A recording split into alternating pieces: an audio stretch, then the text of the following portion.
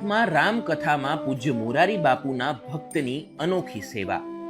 ભગવાન શ્રી રામ જ્યારે લંકા જવા માટે રામ સેતુ બનાવી રહ્યા હતા ત્યારે બધી ખિસકોલી ભગવાન શ્રી રામનું નામ લઈ પોતાના મોઢામાં માટી ભરીને લાવતી હતી અને પથ્થરોની વચ્ચે ભરી દેતી હતી, જેને કારણે આ પુલ મજબૂત બન્યો અને ભગવાન રામ સરળતાથી સમુદ્ર પાર કરી લંકા પહોંચ્યા હતા।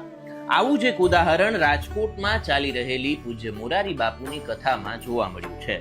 વૃક્ષો અને વડીલોની સેવા કરતા સદભાવના વૃદ્ધાશ્રમના લાભાર્થે રેસકોર્સ ગ્રાઉન્ડ ખાતે પૂજ્ય મોરારી બાપુની વૈશ્વિક રામકથા માનસ સદભાવનામાં હજારો સ્વયંસેવકો સેવાનો લાભ લઈ રહ્યા છે।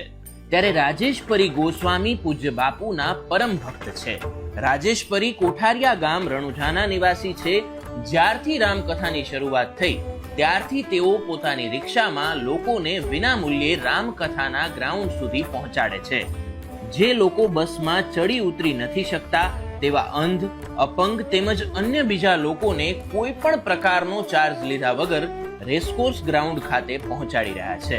તેઓની આ સેવાને રાજકોટ વાસીઓ બિરદાવી રહ્યા છે।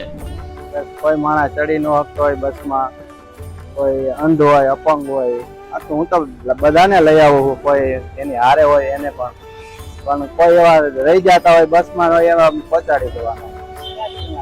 હું કોઠારિયા ગામ રણુજા મંદિર, બસ હું તો પહેલેથી જ આવી સેવામાં કામ કરું। આપણે મોરારી બાપુ પ્રત્યે મારા જીવનમાં ઘણા બધા ઓલા છે। હા, મોરારી બાપુ ના ફ્રેન્ડ નહીં, એની આપણે ચાહના લોક ચાહના પહેલેથી જ છે, બચપનથી। લોકો ને જેની સ્વેચ્છાએ, આમાં કોઈને આપણી પાસેથી કોઈને બળજબરી નથી, કોઈને આપણે જેટલી બને એટલી આપણે થાય સેવા કરવાની।